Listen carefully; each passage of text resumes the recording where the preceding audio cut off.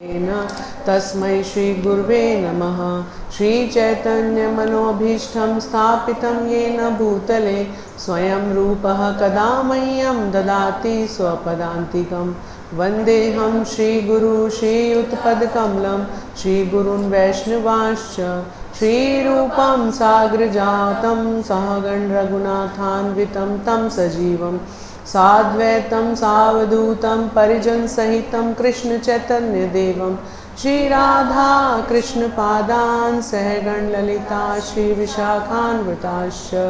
हे कृष्ण करुणा सिंधु दीनबंधु जगतपते गोपेश गोपिकाकांत राधाकांत नमोस्तुते। तप्त कांचन गौरांगी राधे वृंदावनेश्वरी वृषभानुसुते देवी प्रणमामि हरिप्रिये। वाञ्छाकल्पतरुभ्यश्च कृपा सिन्धुभ्य एव च पतितानां पावनेभ्यो वैष्णवेभ्यो नमो नमः। जय श्री कृष्ण चैतन्य प्रभु नित्यानंद श्री अद्वैत गदाधर श्रीवासादि गौर भक्तवृंद। हरे कृष्णा कृष्णा कृष्णा हरे हरे हरे राम राम राम हरे हरे। नमो विष्णुपादाय कृष्ण पृष्ठाय भूतले श्रीमते भक्ति वेदांत स्वामिन इति नामिने। नमस्ते सारस्वते देवे गौरवाणी प्रचारिणे निर्विशेष शून्यवादी पाश्चात्य देशतारिणे।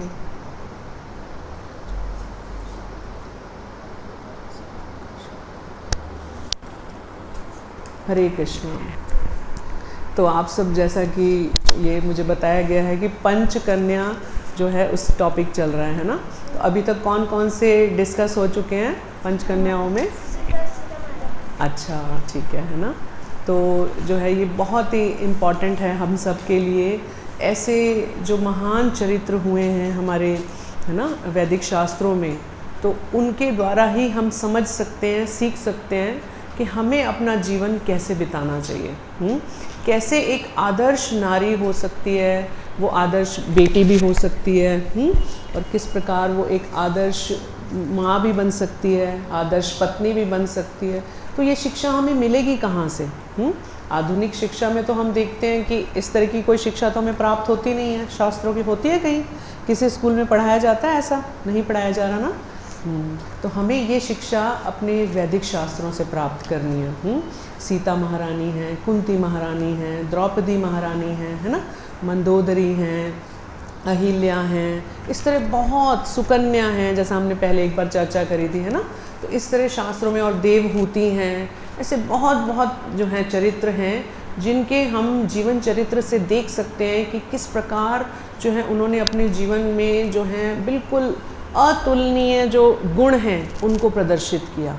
इसका मतलब इससे हमें ये भी पता चलता है कि ये जो गुण हैं जो हम किताबों में देखते हैं, सहनशीलता है और जो है सतीत्व है, पतिव्रता है, धर्म है, और ये सब जो गुण हैं, ये इसका मतलब ऐसे नहीं है कि सिर्फ किताबों में ही लिखे हैं। इसका मतलब हम सब भी पालन कर सकते हैं, है ना। लेकिन लेवल का फ़र्क हो सकता है कि कौन किस हद तक इनको पालन कर सकता है ना। तो लेकिन अगर हम इन चरित्रों को सुनेंगे ही नहीं तो कहाँ से हमें ये इंस्पिरेशन मिलेगी, कहाँ से ये प्रेरणा मिलेगी कि हम जो है इन गुणों को विकसित करें। इसीलिए जो ये इस्कॉन है, एकमात्र इस्कॉन ही ऐसी संस्था है जो ये कार्य कर रहा है, जो हमें वैदिक शास्त्रों से जो शिक्षा मिलती है हमें, है ना। तो ये इस्कॉन के माध्यम से हमें मिल रही है, क्योंकि एकमात्र इस्कॉन संस्था है। जैसे कि हम जब पहले जुड़े थे तो हम मतलब धार्मिकता में तो पहले भी थे, अध्यात्म में रुचि तो थी इस्कॉन में आने से पहले, लेकिन ऐसे शिक्षा नहीं मिल रही थी जैसे अब हमें शास्त्रों के माध्यम से मिल रही है। तो जब मैं इस्कॉन में आई तो मुझे सबसे अच्छी बात यही लगी, यही इम्प्रेसिव बात लगी कि यहाँ तो बड़ी अच्छी शास्त्रों की शिक्षा दी जाती है, और कोई ऐसा नहीं है कि कोई अपनी मर्ज़ी से बता रहा है कि ये मेरा मत है, ये मेरे मन की शिक्षा है, कोई मनोधर्म से चल रहे हैं हम। नहीं नहीं नहीं, ऐसा कहीं नहीं है। सब जो शिक्षा है, प्रभुपाद अगर कोई शिक्षा दे रहे हैं तो वो भागवतम से दे रहे हैं या शास्त्रों से दे रहे हैं, है ना। और आगे जो हमारे सीनियर्स हैं वो भी प्रभुपाद की वाणी को रिपीट कर रहे हैं, और हमें भी यही शिक्षा मिली है, हमें भी प्रभुपाद की वाणी को या जो हमने पूर्ववर्ती आचार्यों से सुना है उसी को रिपीट करना है ना। तो हम लोगों ने जैसे आज हम लेंगे द्रौपदी महारानी का चरित्र, तो बहुत ही एग्जॉल्टेड है ये, बहुत ही जो है उत्कृष्ट चरित्र है ये, है ना। कई बार हम सीरियल्स में देखते हैं कि जो है किस तरह दिखाया जाता है ये चरित्र, तो ये ऐसा चरित्र नहीं है, इतना हल्का नहीं है, ये बहुत गहरा है। क्योंकि आप सोचिए उनको वो जो है मतलब ऑर्डिनरी वे से प्रकट नहीं हुई हैं, मतलब ऐसे ऑर्डिनरी जैसे स्त्री उत्पन्न होती है उस तरह से उनका जन्म नहीं हुआ है। उनको बोला जाता है द्रौपदी महारानी को अयोनिजा, मतलब वो गर्भ से प्रकट नहीं हुई हैं, वो जो हुई हैं यज्ञ कुंड से प्रकट हुई हैं। उनके पिता द्रुपद जो हैं उन्होंने जो है उनकी एक जो द्रोण, जानते हैं आप गुरु द्रोण, उनसे कुछ वो हो गया था आपस में, जैसे मनमुटाव सा हो गया था, तो उसकी वजह से उन्होंने जो है मैं वो स्टोरी नहीं दोहरा रही हूँ, है ना, तो उससे हमारा इतना रिलेशन नहीं है, तो वो उनका मनमुटाव सा हो गया था, तो उसके लिए वो चाहते थे कि मैं बहुत अपमानित हुआ हूँ, तो मुझे द्रोण की हत्या करने के लिए एक ऐसा पुत्र चाहिए जो मतलब यज्ञ से उत्पन्न हो और जो द्रोण का की मतलब हत्या कर दे, वध कर दे उनका। और साथ ही साथ उनके मन में एक और इच्छा थी राजा द्रुपद के, क्योंकि वो अर्जुन से बहुत प्रभावित थे, तो अर्जुन अब उनके बेटे के रूप में तो उनको प्राप्त नहीं कर सकते थे, ऑलरेडी वो किसी के पुत्र हैं, तो उनके मन में था कि काश मैं अर्जुन को अपने दामाद के रूप में प्राप्त कर सकूं। इस इच्छा से उन्होंने, मतलब ये दो इच्छा से उन्होंने हवन किया था, यज्ञ किया था। तो उसमें एक तो वध करने के लिए, तो उससे जो है धृष्टद्युम्न प्रकट हुए उस यज्ञ से, और जो है श्रीमती द्रौपदी उत्पन्न हुई, है ना। तो बहुत ही अभूतपूर्व सौंदर्य है और बहुत ही मतलब विलक्षण गुणों के साथ ये प्रकट हुई, और धीरे धीरे जैसे बढ़ती गई। और उन्होंने जो है ख़ास तौर पे जो द्रुपद हैं उन्होंने जानबूझ के इनके स्वयंवर के लिए ऐसी कंडीशन रखी थी जो कि अर्जुन ही पूरी कर सकते थे, जानबूझ के, कि और कोई कर ही ना पाए, अर्जुन जो है उन्हीं से ब्याह हो। तो उन्होंने सब, आप सबको पता ही है किस प्रकार जो है एक जो है जल पात्र रखा हुआ है नीचे, और ऊपर जो है मछली जो है वो घूम रही है, और उसकी आँख को जल पात्र में देख के उस घूमती हुई मछली की आँख में जो है तीर से भेदना है ना। कितना डिफ़िकल्ट है, कितना इसके लिए मतलब एक्सेप्शनली मतलब कहना चाहिए एक धनुर्धर होना चाहिए, और वो अर्जुन ही है ना। लेकिन उस समय पे अर्जुन जो है और ये सब 5 पांडव जो थे, ये इनके लिए जैसे कॉन्स्पिरेसी करते रहते थे दुर्योधन वगैरह। तो ये उस समय जो लाक्षागृह का आपने सुना है ना, लाक्षागृह के एपिसोड में उस समय जो है ऐसा सबको प्रतीत हो रहा था कि ये सब 5 पांडव जो हैं लाक्षागृह में जल के मर गए, सबको ऐसा लग रहा था, है ना। इतनी मतलब उन्होंने कॉन्स्पिरेसी करी थी, और वो तो विदुर के जो है बड़े टाइमली मतलब कहना चाहिए उनके बुद्धिमत्ता से, और उसकी वजह से ये बच पाए, और कोई 5 लोग मर गए थे, और ये जो है सुरंग के रास्ते से जो है निकल गए थे 5 पांडव, है ना। ये तो भगवान की योजना है, अपने भक्तों की जो है किसी न किसी रूप में आके रक्षा करते हैं। तो लेकिन सारे जो जगत को यही पता था कि पांडव नहीं रहे। तो ये जो है 5 पांडव जो हैं ब्राह्मण के वेश में, जब इनको पता चला कि द्रुपद जो हैं अपनी कन्या के लिए स्वयंवर कर रहे हैं, तो ये 5 पांडव वहाँ पहुँचे ब्राह्मण के वेश में, और सारे राजा जो हैं सब कोशिश कर रहे हैं, लेकिन कोई नहीं कर पाया। अब अर्जुन जो है, सोचो एक धनुर्धर कैसे रुक सकते हैं, इतने महान धनुर्धर हैं। तो उन्होंने जो है वहाँ पे अपना जो है कौशल दिखाने के लिए प्रयास किया।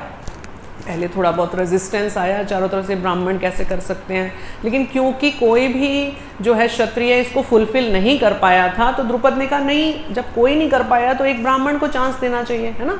तो जो है उन्होंने अर्जुन ने जो है प्रयास किया और वो सफल हुए। तो उससे पहले जो है दुर्योधन भी कोशिश कर चुके थे, कर्ण भी कोशिश कर चुके, और ये सब जो है मतलब द्रौपदी के सौंदर्य से इतने मुग्ध थे, मोहित थे, कि ये चाहते थे कि किसी प्रकार जो है हमें मिल जाए, मतलब द्रौपदी से हमारा ब्याह हो जाए। तो ये जब उन्होंने देखा कि उस ब्राह्मण ने, जो कि अर्जुन थे, उन्होंने जीत लिया है, तो ये बहुत क्रोधित हो गए। उन सबसे उन्होंने युद्ध भी किया कि नहीं, हम नहीं ले जाने देंगे और हमें हराओ पहले, इस तरह जो क्षत्रियों का होता है। तो बहुत युद्ध वगैरह हुआ, लेकिन जो है वो खैर जीत गए और वापस जो है लेके आए। तो ये सब तब तक ऐसे ही मतलब कहीं किसी को पहचान नहीं थी कि ये कौन है। इस तरह ये एक जो है कहीं जंगल वगैरह में ये लोग रह रहे थे अपनी जान बचाने के लिए, सब जो पांडव हैं। तो जैसे ही लेके आए, और ये भिक्षा मांग के ही गुजारा करते थे, तो जब ये लेके आए, जीत कर लाए द्रौपदी को, तो घर जाके कुंती महारानी भी थी उस कुटिया में, तो कुंती महारानी को इन्होंने बोला कि माता देखो आज हम आपके लिए बड़ी विचित्र, बड़ी विलक्षण भिक्षा लेके आए हैं। तो माता ने बगैर देखे ही जो है ना पीछे मुड़ के देखा ही नहीं और बोल दिया आपस में बांट लो, तुम भाई जो है बराबर आपस में बांट लो। ओह, अब ये बात सुन के तो कितनी, सोचो कितनी मतलब वो अजीब सी सिचुएशन आ गई अब कि ऐसा कैसे होगा, हम ये तो अर्जुन ब्याह करके लाए हैं। तो अब बड़े पशुपेश में पड़ गए सब लोग कि क्या करें, क्या अब ये क्या सिचुएशन आ गई। तब जो है माता कहती हैं मैंने जो बोल दिया वो तो सत्य, तो सबसे बड़ा धर्म है, इसको तो पालन करना ही पड़ेगा, मेरे मुख से जो निकला है उसका तो पालन करना ही पड़ेगा। अब देखो यहाँ पे हमें देखने को मिलता है कि द्रौपदी, उन्होंने बिल्कुल भी, उन्होंने मतलब वेट किया, देखा उन्होंने कि स्थिति क्या चल रही है क्या नहीं चल रही है, और उन्होंने ऐसे एकदम से रिएक्ट नहीं किया। हम में से कोई होता तो तुरंत कैसे, नहीं नहीं मेरा ब्याह तो अर्जुन से हुआ, मैं नहीं मानूंगी इस फैसले को, या झगड़ा होता और अपने पिता के घर जा सकती थी, और बहुत जो है मतलब वो इस समय जो है बड़ी अजीब स्थिति हो सकती थी। लेकिन द्रौपदी जो हैं, उन्होंने यही है कि वो इतने महान राजा की बेटी होने के बावजूद, एक राजकुमारी होने के बावजूद भी उन्होंने अपनी विनम्रता, सहन शक्ति को बरकरार रखा और उसका प्रदर्शन किया कि उन्होंने मतलब इंतज़ार किया कि सब लोग क्या फ़ैसला लेते हैं और उसी के अनुसार मैं जो है जैसा सब कहेंगे वैसे ही मैं करूँगी। और फिर जो है व्यासदेव वहाँ आए। व्यासदेव जो है उन्होंने जो है बताया, उन्होंने फिर बताया कि ये जो द्रौपदी, ये ऐसी स्थिति क्यों आई है कि द्रौपदी जो अपने पूर्व जन्म में एक ऋषि की कन्या थी, और किसी उस ऋषि की जीवन काल में मतलब पिता जब थे वो, तो द्रौपदी का उस पिछले जन्म में ब्याह नहीं हो पाया। तो उस कन्या ने जो बहुत तपस्या करी और जो है शिव जी को प्रसन्न करने के लिए बहुत तपस्या करी, और उसकी तपस्या से इतने प्रसन्न हुए शिव जी के सामने प्रकट हो गए। अब वो शिव जी को देख के वो कन्या एकदम इतनी आत्मविभोर हो गई कि उसके मुख से तुरंत ये निकला कि मुझे पति चाहिए, मुझे पति चाहिए, मुझे पति चाहिए, मुझे पति चाहिए, मुझे पति चाहिए। मतलब 5 बार उसके मुख से ये निकल गया कि मुझे पति चाहिए, है ना। और फिर उसने बताया बुद्धिमान भी हो, धनुर्धर भी हो, और सत्यनिष्ठ भी हो, और इस तरह उसने कई विलक्षण और बहुत धैर्यशाली भी हो, बड़ा पराक्रमी भी हो, ऐसे करके बहुत बहुत गुण कहे। तो शिव जी ने कहा ठीक है, और मैं तुम्हारी तपस्या से बड़ा प्रसन्न हूँ, और तुम्हें 5 पतियों की प्राप्ति होगी। तो ये सुन के वो हैरान हो गई, कहती 5 एक स्त्री के तो 5 पति नहीं होते हैं, ऐसा कैसे हो सकता है। वो कहते हैं लेकिन तुमने जो है इसी प्रकार वर मांगा है तो वर तो खाली नहीं जाएगा, तुम्हारे इस जन्म में नहीं होंगे। और उसने बोला ना ये तो बड़ा चारों तरफ बड़ा अपयश फैलेगा मेरा। कहते नहीं, तुम्हारा अपयश नहीं फैलेगा, तुम बहुत महान तुम्हारा चरित्र होगा, और तुम्हारे जो है 5 जो पति होंगे बहुत विलक्षण होंगे, और ये अगले जीवन में होगा, इस जीवन में नहीं होगा। तो वो जीवन वहाँ समाप्त हो गया।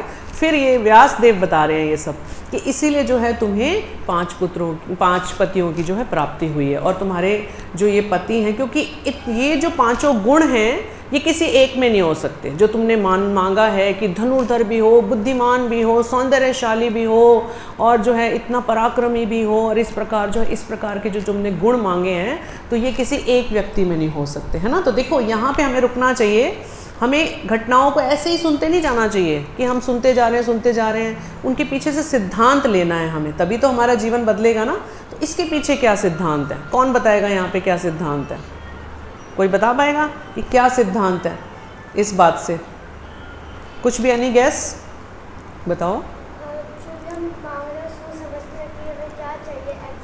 यस यस, है ना। तो मतलब हम जीवन में क्या मांग रहे हैं वो हमें सोचना चाहिए एक बार, है ना।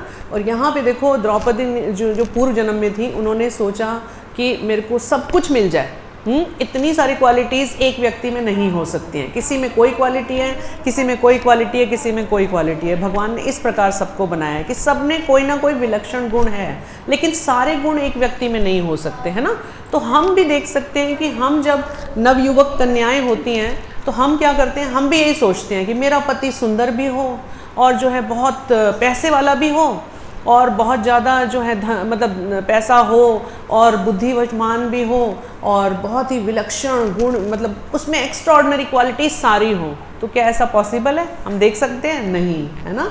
तो इसीलिए हमें भी ये समझना चाहिए कि हमारे लाइफ में, जैसे आप सब नवयुवतियाँ हैं, है ना, तो ऐसा अवसर आएगा कि आपको वर चुनना होगा, तो आप ये देखें कि मतलब आपको ये देखना है कि मेन सबसे बड़ी बात है, भगवान से यही प्रार्थना करनी चाहिए हमें, क्योंकि आप तो सब कृष्णा कॉन्शियस हैं, कि भगवान सबसे बड़े हमारे प्लानर हैं। तो हमें भगवान पे ही छोड़ देना चाहिए कि भगवान जो आपको उपयुक्त लगे, आप हमारे जीवन में ऐसा जीवन साथी भेजिए जो हमारे भक्ति को आगे बढ़ाने में सहायक हो। ये हमारी प्रार्थना होनी चाहिए। ये नहीं कि वो सुंदर भी हो और पढ़ा लिखा भी हो, ऐसा नहीं, पॉसिबल नहीं है। इस भौतिक जगत में आप देखें तो कोई भी सर्वगुण संपन्न नहीं हो सकता एक्सेप्ट कृष्णा, है ना।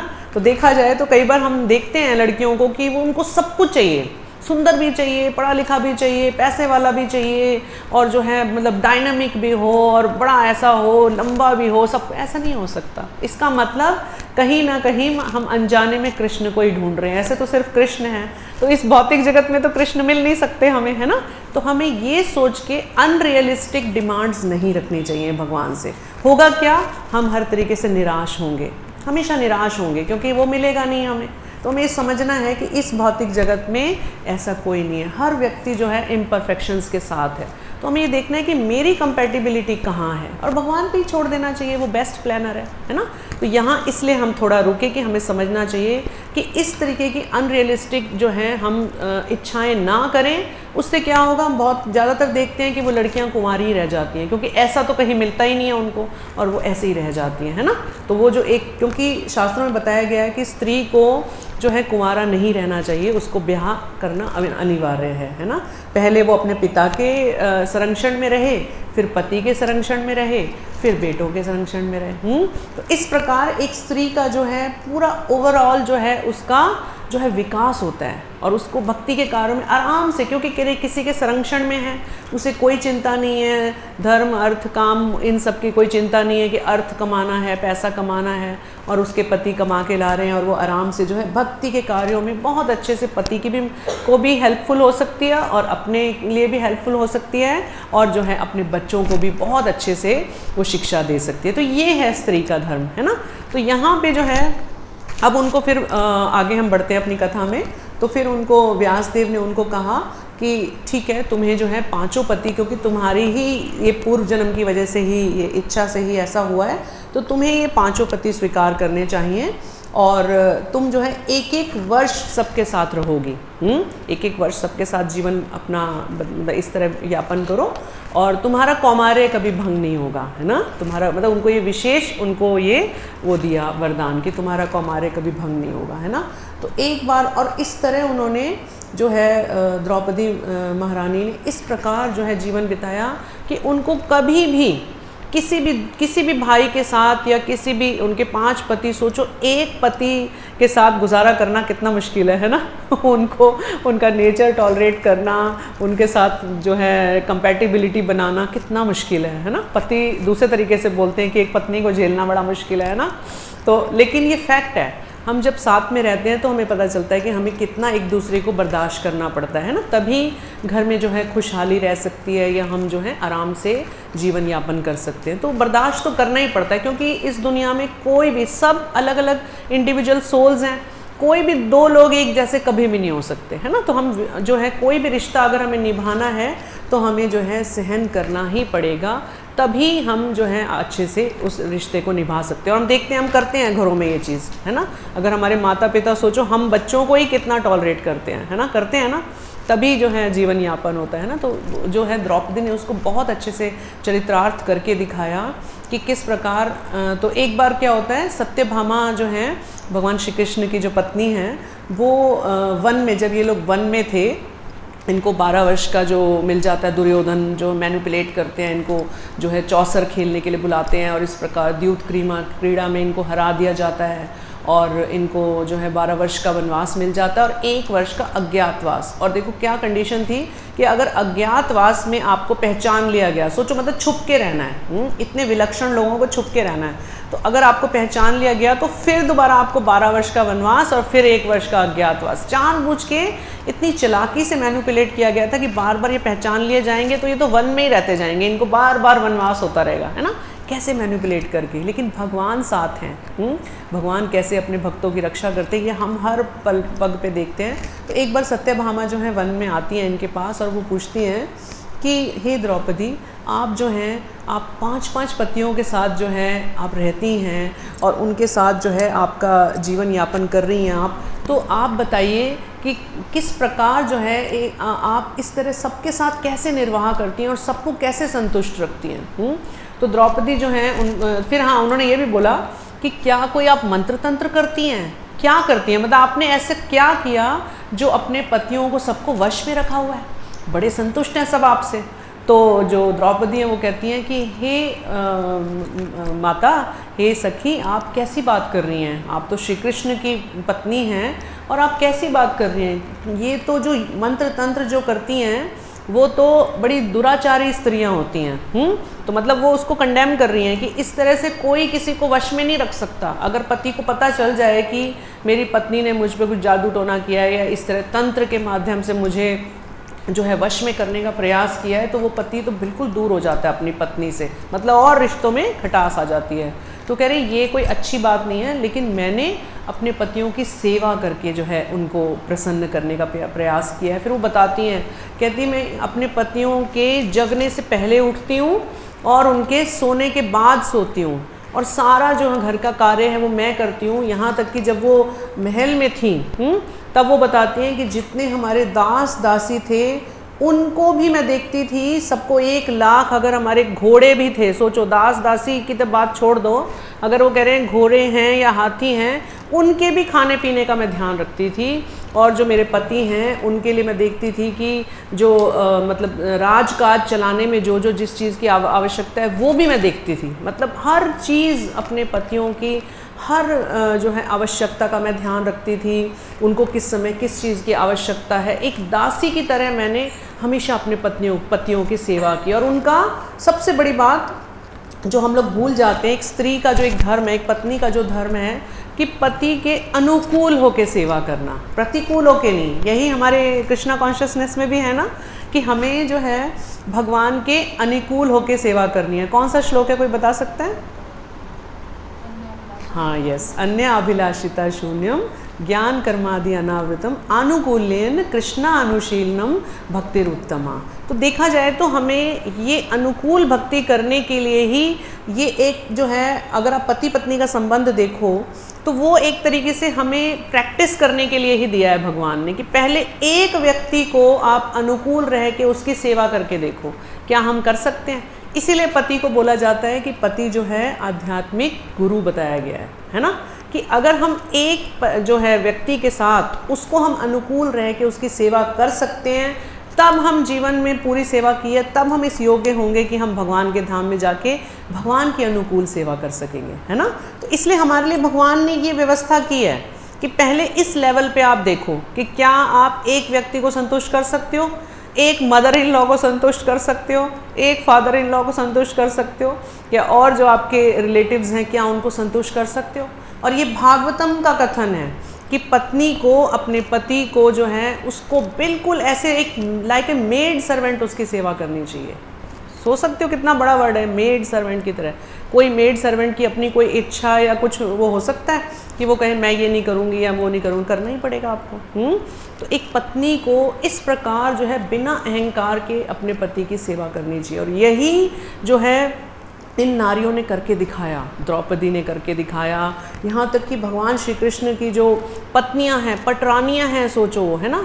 लेकिन वो भी जो है, अगर आप कृष्णा बुक में पढ़ो तो वो भी क्या बताती हैं, ये उसमें भी हम देखते हैं, पढ़ते हैं तो यही पता चलता है कि वो दासियों की तरह, जबकि हज़ारों दास दासियाँ हैं, फिर भी वो कोशिश करती हैं कि किस प्रकार मैं ही जो है भगवान का जो है उनको पंखा चावल ढल दूँ, मैं ही इनके लिए जो है इनके लिए भोजन बना दूँ, मौका ढूंढती हैं वो सब सेवा करने का, है ना। तो यही भाव जो है हम सबका होना चाहिए। अगर हम आदर्श पत्नियां बनना चाहते हैं, इन कैरेक्टर से हम यही सीखने का तो प्रयास कर रहे हैं, तो हमें इसलिए देखना चाहिए कि कैसे वो सक्सेसफुल हैं, किस प्रकार। कभी भी मतलब 5 भाइयों के बीच में, ये बहुत बड़ी बात है, हम लोग इसको बड़ा लाइटली ले रहे हैं, लेकिन आप सोच के देखो कि 5 भाइयों में एक स्त्री को लेके कोई कभी जरा सा भी द्वंद्व नहीं आया, जरा, जबकि 5 भाइयों का जो नेचर है बिल्कुल डिफरेंट है ना, बिल्कुल डिफरेंट है, लेकिन एक पत्नी होने के बावजूद भी उनमें कभी कोई कॉन्फ्लिक्ट नहीं हुआ। तो ये कितनी बड़ी बात है ये, है ना। तो इसमें सबसे बड़ा रोल जो है वो द्रौपदी का है कि उन्होंने इस प्रकार सबके प्रति अपना समर्पण किया। समर्पण के माध्यम से हम जो हैं किसी को भी जीत सकते हैं, और यही एक माध्यम है जो कि हम भगवान को जीत सकते हैं। भगवान को आप बताओ, क्या हमारा कोई ऐसा रूप है या कोई गुण है या कोई बुद्धि है जिसके द्वारा हम भगवान को इम्प्रेस कर सकते हैं? कभी भी नहीं, है ना। भगवान तो 6 गुणों के जो हैं ऐश्वर्यशाली हैं, षड ऐश्वर्यपूर्ण है, सब गुणों के जो हैं अनंत मात्रा में भगवान के पास हैं। तो भगवान को हम किस चीज़ से इम्प्रेस कर सकते हैं? केवल और केवल अपने समर्पण के माध्यम से, है ना। इसीलिए हमें ये भगवान ने स्त्रियों को ये रोल दिया है कि हम पुत्री बने, तब समर्पण के माध्यम से अपने पिता को, माता को प्रसन्न करें। वहीं से ट्रेनिंग शुरू हो जाती है, समझ रहे हैं आप। जो ट्रेनिंग होगी कि आगे दूसरे घर जाना है हमें और वहाँ पे भी हमें समर्पण ही करना है, वो घर से ही शुरू हो जाएगी। अगर हमने अपने माता पिता के प्रति समर्पण नहीं किया, भाई बहनों के प्रति जो है समर्पण या प्रेम भाव नहीं रखा, सौहार्द नहीं रखा, तो हम अगले घर जाके ये गुण ऑल ऑफ ए सडन, ऐसा नहीं होगा कि कोई बटन दबा देंगे और अचानक से सारे गुण हमारे अंदर फ्लो हो जाएंगे। नहीं, प्रैक्टिस मेक्स ए परफेक्ट, है ना। तो इसीलिए हमें ये गुण जो कहाँ से आएंगे?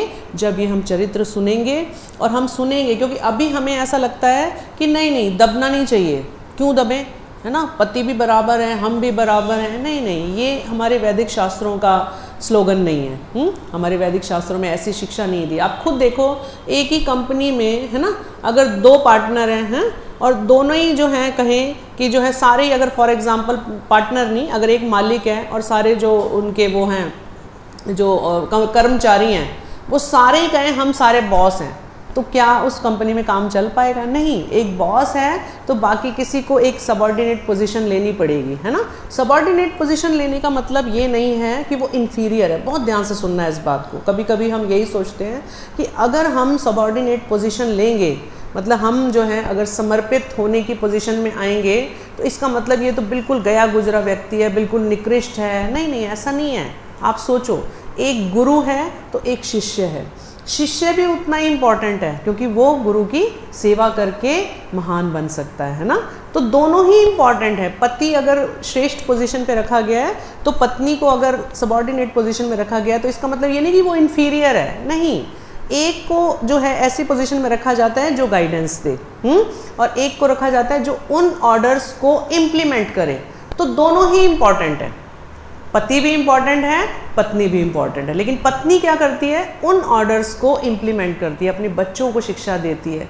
कितनी इंपॉर्टेंट पोजीशन है, आप सोचिए। छोटी पोजीशन है ये कि वो आगे नेक्स्ट जनरेशन को जो है शिक्षा दे सकती है, और जो है आगे उनको मतलब उस आगे पूरी एक नेक्स्ट जनरेशन को तैयार कर सकती है। तो ये छोटी बात नहीं है। तो इन कैरेक्टर से हम यही सीख रहे हैं किस प्रकार समर्पण किया जाए। उन्होंने कभी ये नहीं सोचा कि मैं तो राजा की पुत्री थी, मैं इतनी इन्फीरियर पोजीशन में क्यों रहूं, मैं तो बहुत सुपीरियर, मैं तो इतनी परम सुंदरी हूँ और मैं ऐसे कैसे इनकी सेवा में लग जाऊँ। नहीं, हमेशा उन्होंने बिल्कुल समर्पित भाव से सबकी सेवा करी, और इसी वजह से उन्होंने सबके हृदय को जीता, है ना। और देखो, जब उनको अक्षय प्राप्त हुआ था, उस समय वो वन में थे, उनका 12 साल का वो चल रहा था। उस समय पे देखो उनको कितनी कंडीशंस उनके लाइफ में आई विपरीत, है ना। दुर्योधन ने जो है दुर्वासा मुनि को अपने घर में इनवाइट किया और उनको खूब प्रसन्न किया भोजन वगैरह करवा के, और फिर जानबूझ के फिर ऐसा वर मांगा। जब उन्होंने कहा वर मांगो, तो कहते हैं मैं चाहता हूँ कि मेरे जो भाई हैं पांडव, उनके यहाँ भी आप जाएं, लेकिन ऐसे समय पे जाएं जब द्रौपदी भोजन कर चुकी हो। देखो कैसे मैनिपुलेट किया, जानबूझ के उनको जो है उनके द्वारा श्राप दिलवाने की बिल्कुल ऐसी मंशा थी दुर्योधन की। लेकिन जो भगवान के भक्त होते हैं उनकी भगवान कैसे रक्षा करते हैं, है ना, वो यहाँ पे हम देखेंगे। तो फिर जब ऐसा हुआ, अब दुर्वासा ऋषि जो हैं वो पहुंच गए उनके घर में, और ऐसे समय पे पहुँचे कि जब द्रौपदी जो है भोजन कर चुकी थी, क्योंकि अक्षय पात्र जो था वो जो है सूर्य देव ने दिया था, तो उसमें एक ये कंडीशन थी कि इसमें अनलिमिटेड जो मात्रा में जो है भोजन प्राप्त किया जा सकता है। कोई भी पकवान से पकवान आप हज़ारों लाखों लोगों को आप भोजन करा सकते हो, लेकिन कब तक? जब तक कि द्रौपदी ने भोजन नहीं किया। और एक बार सबको खिलाने के बाद जब द्रौपदी भोजन कर लेंगी, उसके बाद उस पात्र में से आप कुछ भी नहीं निकलेगा, है ना। तो अब जब इस तरह दुर्वासा ऋषि वहाँ आए, तो अब यहाँ पे हमें ना मतलब एक टोटल सरेंडर का एग्जाम्पल मिलता है। अब ये हम इसलिए कथा को ध्यान से समझें कि हमें यहाँ पता चलता है कि सरेंडर का मतलब क्या है। हम कई बार सोचते हैं ना, सरेंडर सुनते हैं बहुत इजीली, मतलब क्या है सरेंडर का वो देखेंगे यहाँ पर। तो जो है दुर्वासा ऋषि पहुँच गए अपने 60,000 शिष्यों के साथ, है ना। तो अब उन्होंने कहा कि हम जरा स्नान करके आ रहे हैं। दुर्वासा ऋषि कहते हैं हम जरा स्नान करके आते हैं और आप तब तक जो है भोजन वगैरह तैयार रखिए। तो ये घर में आके मतलब पता चलता है कि अरे कैसे होगा, अब तो द्रौपदी तो खा चुकी हैं सब कुछ और धो के रख दिया है, अब क्या होगा। द्रौपदी तो रोना शुरू हो गई, जैसे स्त्रियों की हम आदत होती है कि एकदम परेशान स्थिति में रोने लग गई, क्या होगा कैसे होगा, और अब तो कोई चारा नहीं है, कुछ नहीं हो सकता। तो उन्होंने जो है भगवान श्री कृष्ण को पुकारा, क्योंकि एक भक्त का एकमात्र आश्रय क्या है?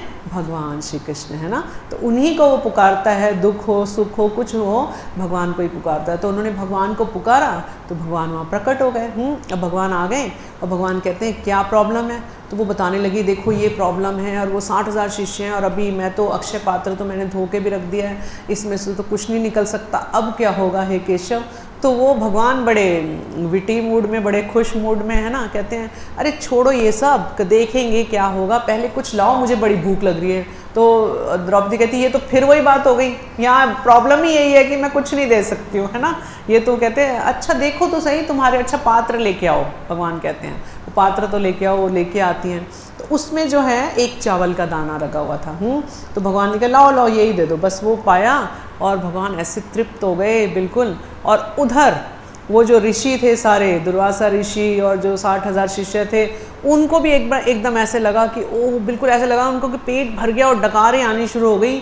और वो कहते हैं हमारा पेट एकदम भर गया है, अब हम कैसे वहाँ जाएंगे। और उनको दुर्वासा ऋषि को याद था कि इससे पहले भी जो है अम्बरीश महाराज के साथ में प्रॉब्लम हो गई थी, पहले भी भक्त के साथ टकराना नहीं चाहिए भैया, अब नहीं जाऊँगा मैं, पता नहीं वहाँ वो नाराज़ ना हो जाएं और फिर कहीं वैष्णव हैं, पहले भी वैष्णव के साथ प्रॉब्लम हो चुकी है, तो यहीं से निकल जाओ। तो वो क्या करते हैं अपने शिष्यों के साथ वहीं के वहीं भाग जाते हैं, है ना। अच्छा, भागने से पहले ही अभी भाग ही रहे थे, तो अभी उधर जो है भगवान देखो क्या कह रहे हैं।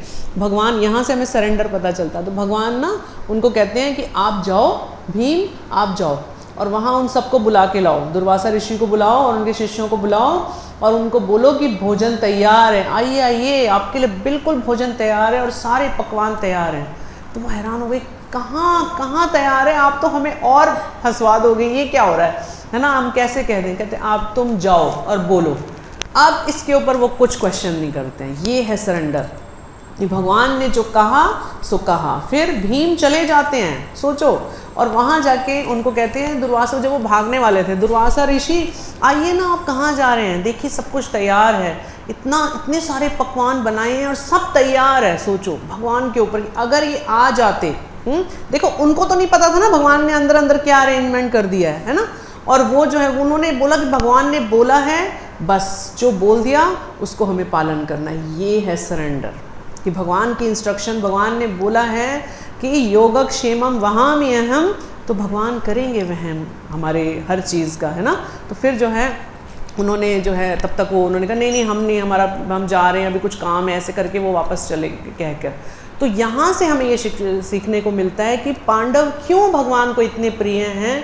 क्यों इतने प्रिय हैं? क्योंकि उनमें ये सरेंडर है कि उन्होंने क्वेश्चन भी नहीं किया कि नहीं केशव क्या होगा हमारा, कुछ भी नहीं कहा, और चुपचाप जैसा भगवान ने कहा, जबकि वहाँ कुछ भी नहीं था और भगवान ने कहा, उनकी बात पे पूर्ण विश्वास किया। ये है उनका सरेंडर। इसीलिए भगवान जो हैं, भगवान को वो इतने प्रिय हैं पांडव, है ना। और फिर जो है वहाँ पे फिर तो हम जानते किस प्रकार जो है। और इसके अलावा और हम देखते हैं कि जब पूरी भरी सभा में जो है द्रौपदी महारानी का किस प्रकार उनको निर्वस्त्र करने का प्रयास किया गया है ना। तो जब उनको बीच सभा में, पहले तो शुरू कहाँ से होती है घटना कि द्यूत क्रीड़ा के लिए जो हैं दुर्योधन इनको इनवाइट करते हैं पांडवों को। तो इसमें कोई क्वेश्चन कर सकता है, कई बार कई लोग कहते हैं कि वो तो भक्त थे, उन्होंने क्यों जुआ खेला। तो ये इसमें हमें समझना चाहिए, जो क्षत्रिय होते हैं वो अगर कोई उन्हें युद्ध के लिए ललकारे तो वो मना नहीं कर सकते। उसी प्रकार अगर उन्हें कोई द्यूत क्रीड़ा के लिए भी ललकारेगा तो वो मना नहीं कर सकते, खेलना ही पड़ेगा उनको, क्योंकि वो युद्ध और द्यूत क्रीड़ा एक ही जैसा माना जाता है ना। तो उसको एक मतलब जो क्षत्रिय है वो मना नहीं कर सकता, इसलिए उनको खेलना पड़ा, जबकि वो तो धर्मराज हैं, धर्म के पुत्र हैं, है ना, युधिष्ठिर। तो वो वहाँ आए तो उन्होंने जो है, अब ये शकुनी ने और दुर्योधन ने इस तरह मिलके कि शकुनी ने कहा कि पासों पे बड़ा कंट्रोल था उनको कि पासा मैं फेंकूंगा और जो है ये दुर्योधन जो है मतलब वो करेगा, सब कुछ खेलेगा, सामने से पीछे से पासे मैं फेंकूंगा। पूरा चाल थी उनकी उनको फंसाने की, और उन्होंने हर चीज़ जो है दुर्योधन को इस तरह जो है दुर्योधन ने सारी चाल करके उनको हरा दिया, उनका राज्य ले लिया, सब कुछ ले लिया, उनको दास बना दिया, मतलब एक एक करके सारे पांडव अपने आप को भी हार गए। और फिर देखिए यहाँ पे कई बार कई लोग कहते हैं ना कि कर्ण जो है, कर्ण तो इतना महान कैरेक्टर था, इतना महान था, वो तो अर्जुन से भी महान धनुर्धर था, उसके साथ ऐसा क्यों हुआ, ये है वो है। तो यहाँ हमें देखने को मिलता है कर्ण का रियल कैरेक्टर, कि कर्ण जो है, क्योंकि वो उस समय द्रौपदी से वो भी ब्याह करना चाहता था और वो ये कंडीशन फुलफिल कर सकता था, लेकिन क्योंकि द्रौपदी ने उस समय मना कर दिया था कि मैं सूत पुत्र से शादी नहीं करूँगी, तो उसको तब से बड़ा गुस्सा था कि मुझे जो है रिजेक्ट कर दिया था द्रौपदी ने, तो कहीं वो बदला लेना चाहता था। तो यहाँ पर उसने ही दुर्योधन को उकसाया कि वो जो है उसको, द्रौपदी भी तो है, उसको दाव पे लगा दो। इस तरह उनको बोला कि तुम्हारे पास तो अभी, पांडवों को बोला कि तुम्हारे पास तुम्हारी पत्नी भी तो है, उसको दाव पे लगा दो। तो ये आइडिया उसने ही दिया था। और इसके अलावा ये भी बोला था, जब वो हार गए उसको, तो इसने कर्ण ने ही बोला कि उसको लाओ यहाँ पर भरी सभा में और उसको निर्वस्त्र किया जाए, उसको जंघा पे बिठाओ, ऐसे करके ये सब जो है कर्ण ने कहा था, है ना। तो जो स्त्री का अपमान करेगा या उसका अपमान करने का भागीदार भी बनेगा, तो वो जो है बहुत ही, उसका बताया जाता है कि उसका विनाश निश्चित है। ये है कर्ण का दोष, है ना। इसलिए जो है लोग कई बार कर्ण को बहुत, कि वो तो बहुत दान देता था, बहुत ऐसा था। तो दान देने से जो है वो ठीक है, वो एक हमारे जीवन का एक पार्ट है, लेकिन हमें जीवन में सिद्धांतों के अनुसार भी तो चलना है ना। ऐसे तो कितने पापी लोग हैं, कितना बुरे काम करते हैं और दान भी दे देते हैं, तो क्या वो महान व्यक्ति बन जाते हैं, है ना? नहीं। तो भगवान की शिक्षाओं के अनुसार चलना सबसे इम्पॉर्टेंट कैरेक्टर। इसीलिए कर्ण को जो है बहुत अच्छा नहीं माना जाता, और इसीलिए सारे पांडवों में वो भी पांडव था, उसी का विनाश हुआ, क्योंकि उसने अधर्म का साथ दिया था, दुर्योधन का साथ दिया था। जबकि भगवान बीच में आके भगवान ने बोला भी था कि तुम सबसे बड़े भाई हो पांडवों में, और अगर तुम जो है इनका, पांडवों का साथ देते हो तो तुम्हें ही राजा बनाया जाएगा, क्योंकि तुम सबसे बड़े हो। लेकिन उसने धर्म के बदले उसने क्या कहा कि नहीं, मेरे लिए दोस्ती सबसे बढ़कर है, मैं दुर्योधन का साथ नहीं छोड़ सकता। मतलब धर्म के ऊपर उसने अधर्म को चुना, इसीलिए उसका विनाश हुआ। तो हमें बिल्कुल क्लैरिटी से पता होना चाहिए चीज़ों को कि किस चीज़ की वजह से क्यों किसका विनाश हुआ या कहाँ जो है कमी रह गई। ठीक है, तो अब जो है यहाँ पे उसको उन्होंने भरी सभा में पहले तो दूत भेजा उनको बुलाने के लिए द्रौपदी को। तो द्रौपदी ने कहा मैं तो नहीं आऊँगी ऐसी अवस्था में, मैं तो रजस्वला हूँ, मैं इस परिस्थिति में थोड़ी ना आ सकती हूँ। और एक वस्त्र जैसे एक लपेटा होता है इस तरह, है ना, एक साड़ी जिस तरह पहनी होती है इस तरह वो थी। तो फिर दूत वापस आ गया, फिर दुशासन को भेजा, दुर्योधन का जो भाई था उसको भेजा कि तुम घसीट के बाल पकड़ के लेके आओ। और वो बाल पकड़ के, सोचो कितना अपमान, कितना अपमान है एक स्त्री के लिए। हम कभी सपने में भी नहीं सोच सकते इस तरीके का अपमान, है ना, जो द्रौपदी जैसी महान नारी को झेलना पड़ा। और वो जो है वहाँ पे लाई गई और जो है उन्होंने सबको पुकारा, सबको, भीष्म पितामह को पुकारा और जो है धृतराष्ट्र को पुकारा कि मेरी रक्षा करें। सब बैठे थे वहाँ पे, द्रोण भी थे, कृपाचार्य भी थे उस सभा में, लेकिन किसी ने जो है कुछ नहीं बोला। ये है अधर्म का साथ देना। इसलिए अगर हम आवाज़ भी उठाते हैं तो जो है हम धर्म का, चाहे हम कुछ ना कर पाएँ, अगर हम उसके प्रति आवाज़ भी उठाते हैं ना कि ये गलत है, तो भी हम उस अधर्म के पाप से बच जाएंगे। तो इसलिए हमें कभी अगर धर्म और अधर्म की बात हो रही हो तो वहाँ पे चुप नहीं रहना चाहिए, है ना। जो विभीषण हैं, जो राम के उसमें विभीषण जो हैं, वो क्यों भगवान ने उनको जो है राजा बनाया और क्यों उनका विनाश नहीं हुआ? क्योंकि उन्होंने रावण को बार बार टोका था कि आप ये गलत कर रहे हो, ये मत करो, ये गलत कर रहे हो, किसी की पत्नी है आप वापस दे दो।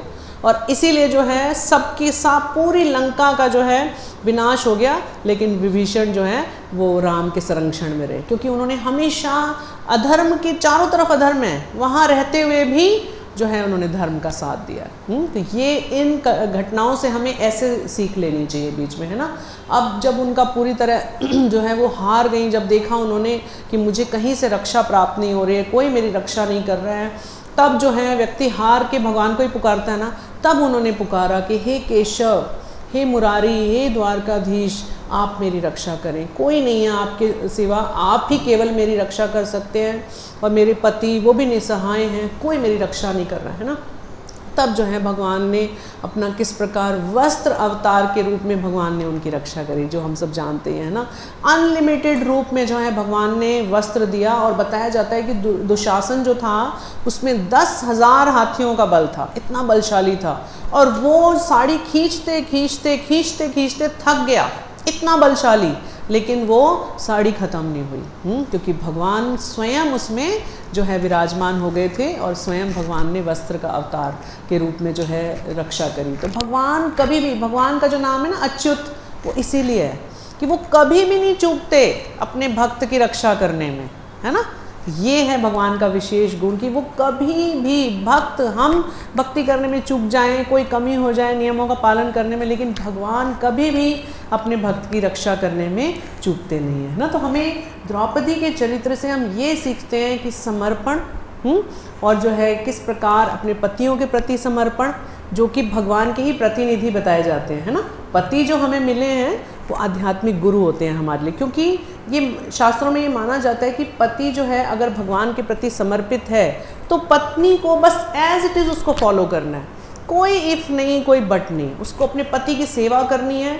और जो उसका पति भक्ति कर रहा है वो सारा फल उस पत्नी को तो मिलेगा ही मिलेगा, और वो अपनी भक्ति कर रही है वो तो है ही एडिशनल। आप सोचो तो कितना आसान है, अगर देखा जाए तो गृहस्थ जीवन कितना आसान है कि अगर हम समर्पण से जीवन बिताते हैं तो देखो एक पति नहीं, वो 5 पतियों के साथ वो जो हैं कितना उन्होंने अपना जीवन जो है सफल किया, और जो है अपने जीवन के कितने उतार चढ़ाव थे, उनको जो है कितने जो है उन्होंने शालीनता से उनको जो है बिताया, और उसमें से जो है किस प्रकार एक ऐसा चरित्र बन के वो उभरी कि हम जो है आज भी उनकी चर्चा कर रहे हैं ना। सदैव जो है श्रीमद् भागवतम में उनकी चर्चा होती है, महाभारत में उनका पूरा जीवन चरित्र जो है चर्चा। और भगवान मतलब पांडव जो हैं भगवान के विशेष जो हैं विशेष मतलब बताया जाता है। और यहाँ तक कि नारद मुनि उनको कह रहे हैं कि आप इतने विशेष हैं भगवान के भक्तों में कि साक्षात भगवान श्री कृष्ण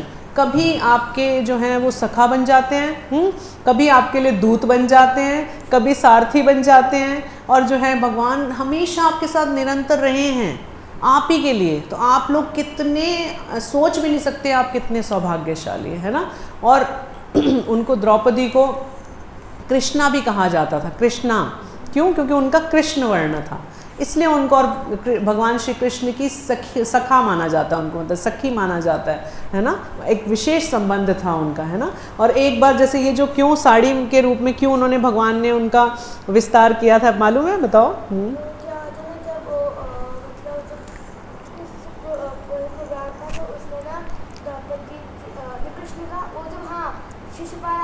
यस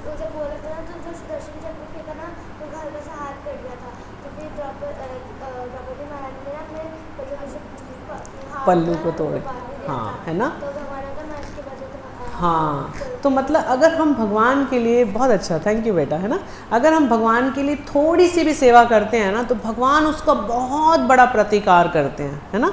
तो ये इससे हमें समझने को मिलता है कि द्रौपदी ने जब शिशुपाल का भगवान ने वध किया था तो सुदर्शन चक्र को अपनी उंगली पे धारण किया था।